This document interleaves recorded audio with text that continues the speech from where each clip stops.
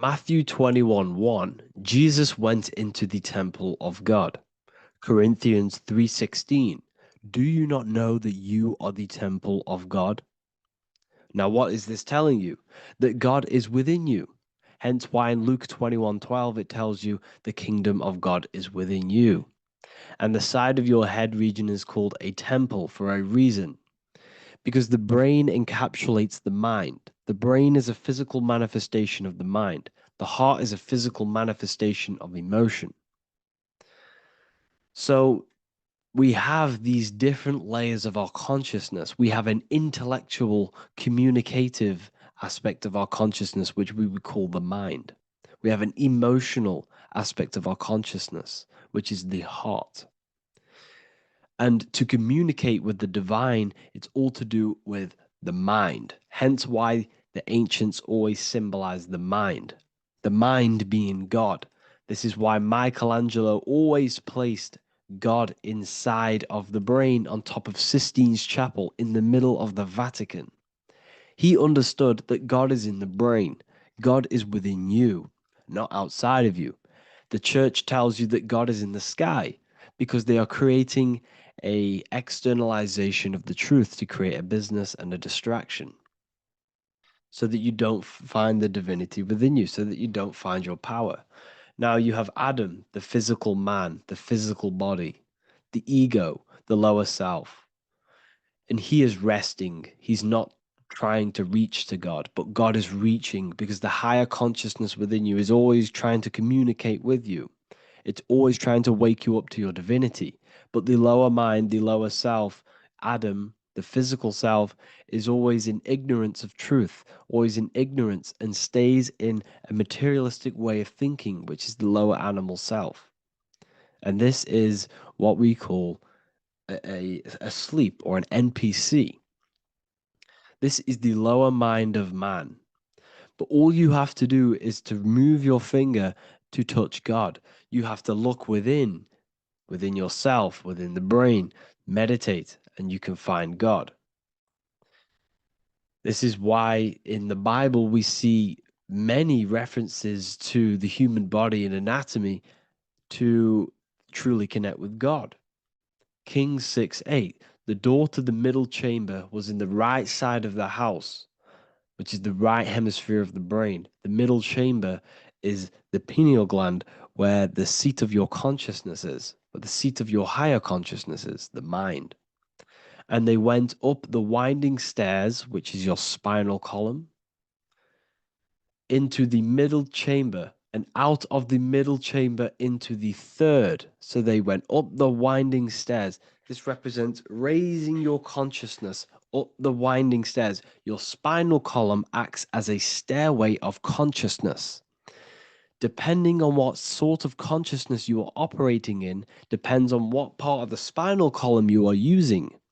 Because the spinal column ascends and descends consciousness. What do I mean?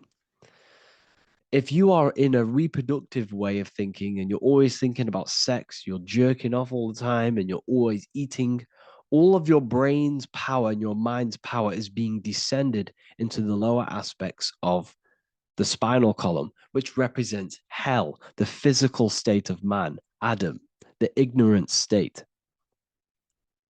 We're basically living off low level pleasures like an animal.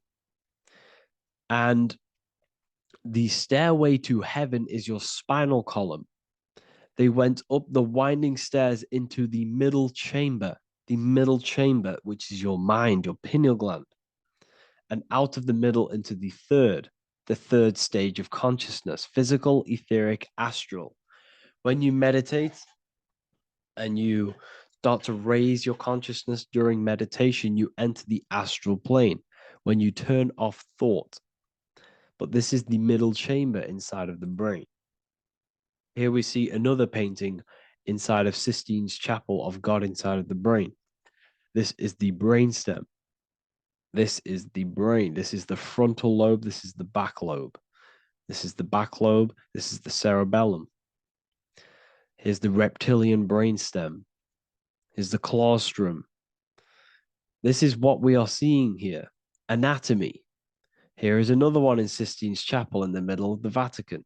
This is depicting the brainstem. God's neck looks exactly like the brainstem. Here we see a real brain compared to God's neck, because the neck is just below the brainstem. And this is what they are symbolizing, because they knew that God is within you. God is a part of the human body. God is inside of the body, because the body is a vessel for consciousness, for universal consciousness. Inside of you, inside of me, is the same spark of consciousness. And this same consciousness is spread out into every living essence, because everything comes from the one source, the one God, the one consciousness. Matthew 6:22, 23. The light of the body is the eye. If therefore thine eye be single, thy whole body shall be full of light. Practicing the single eye. What is this? This is meditation. This is entering within yourself. So the Bible's telling you to practice the single eye. But if thine eye be evil, thy whole body shall be full of darkness. What does this mean?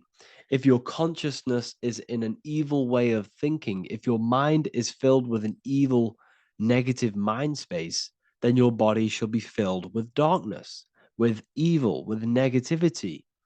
Because negative thoughts destruct the body, positive thoughts heal and regenerate the body.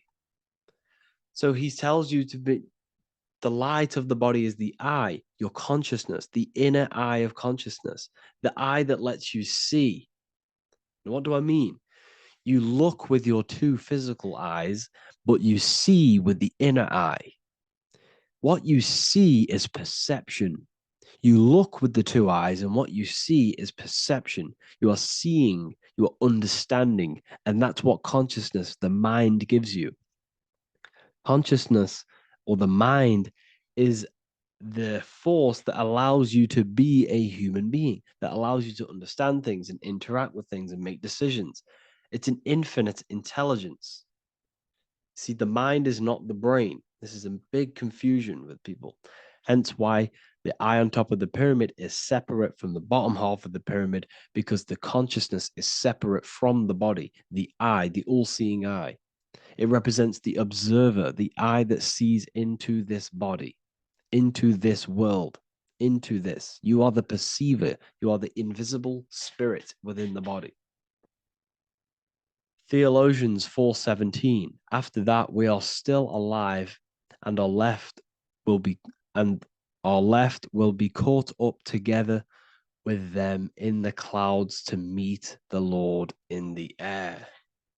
You don't meet the Lord in the physical air. Okay.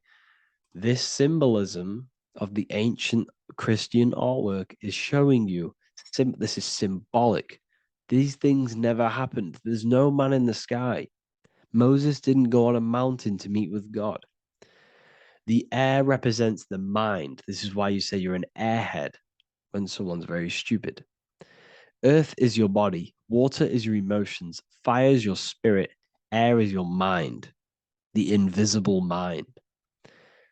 So Anton Mengs, an ancient Christian art worker, is showing you anatomy of God in the clouds, but this is anatomy of the human body, raising yourself to the mind and turning the mind inwards on itself during meditation.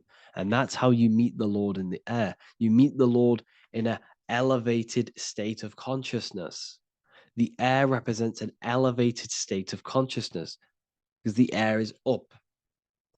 You have to raise your consciousness to meet the Lord in the air. This is why Moses went on a mountain to meet with God.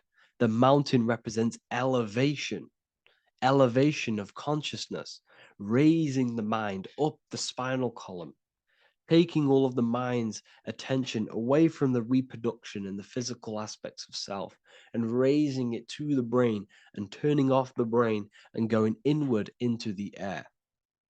It's talking about raising consciousness. It's allegorical, it's a spiritual metaphorical text. The side of your head's called a temple because inside that where that temple is, right in the middle of where you call the temple, is the inner chamber, the open room, the holies of holies in the Bible, or the land flowing with milk and honey, or Mount Zion. There's so many different names for the brain, or the upper room where Jesus meets his 12 disciples, the 12 cranial nerves in your brain. This is the temple of God. Your body is a temple of consciousness. It encapsulates the consciousness. It encapsulates the mind and soul. John 10:30, Jesus states, I and the Father are one. Psalms 46:10, be still and know that I am God. He's talking about the I am within you, not within Jesus. Everyone refers to ourselves as I. I am God. When you say I, you're referring to the highest aspect of yourself, the aspect that is above all thought, above all emotion, and above all things. When you say I, you're referring to your pure awareness, your pure consciousness, the highest aspect of yourself. And anything after I is egotistical. I is God. The letter I is the Roman numerals for one, because there is one God, one consciousness. The letter I is one line, just like the number one. Matthew 6:3-4, take no thought. Therefore, take no thought. Take no thought. He says this 5 times because you must turn off the 5 senses and take no thought to connect with God. Be still. This is telling you to meditate and know that I am God.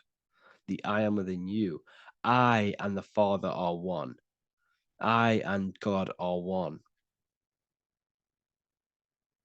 You, who you think you are, is a completely wrong. The body is matter. Your name isn't you. Your job isn't you. Your reputation, your trauma, your memories, your friends, family, worries, bills, interests, dislikes, goals, passions, anything to do with the thinking mind is not you. Who you think you are is a part of your thinking aspect of consciousness. But once you remove thought, you are no longer your name. You are no longer your body. You're no longer your reputation. You are the I. You are pure awareness, pure consciousness, pure consciousness.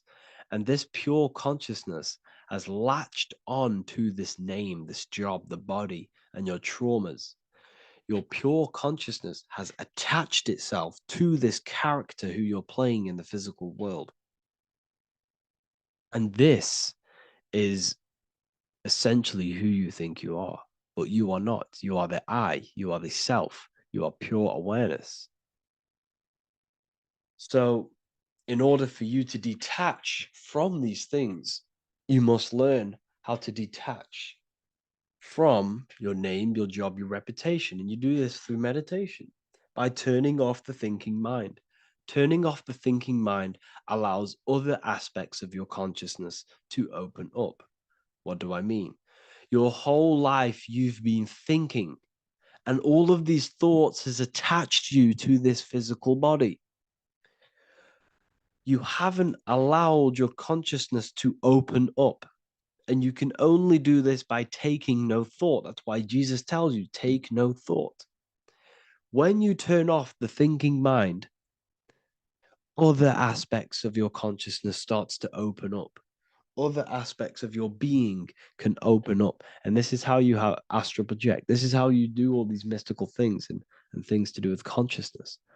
It's taking no thought.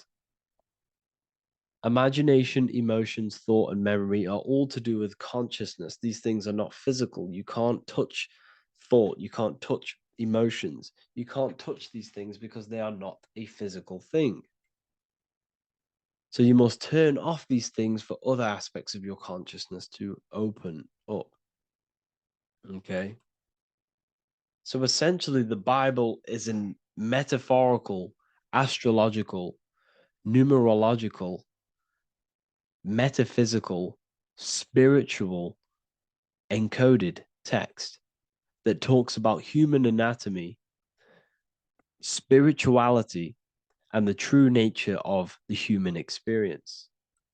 Everything they teach you in school is to make you think that you are this body. Everything they teach you in Church is the externalization of the true teachings of Jesus. Jesus was telling you to meditate. Jesus was telling you to practice the single eye. Jesus was telling you to look within yourself and find God. He wasn't telling you to pray to him. Mark 16:19. He was taken up to heaven and sat at the right hand of God, the right hemisphere of your brain. John 21:6. Cast the net onto the right hand side of the boat and you shall find fish. Fish is understanding. The boat is your body, your brain. Cast your awareness into the right side of your brain and you will find understanding, because the right side of your brain is all to do with the creative aspect and the intuition and the spiritual sides of your consciousness. This is why God is here. This is why Michelangelo depicted God in the right hemisphere of your brain, because this is all human anatomy. And I speak about all of this in the brand new Book of Wisdom, Volume 2, which is now available. The start of the revolution has begun. This book is truly going to change the way people see the world. It's got so many new more topics than the last one. It's truly a revolution. It's written in so much detail. It's very practical. I cannot wait to share this one with you. I just want to say thank you for the opportunity for me to create this book, because without you, I couldn't have created this.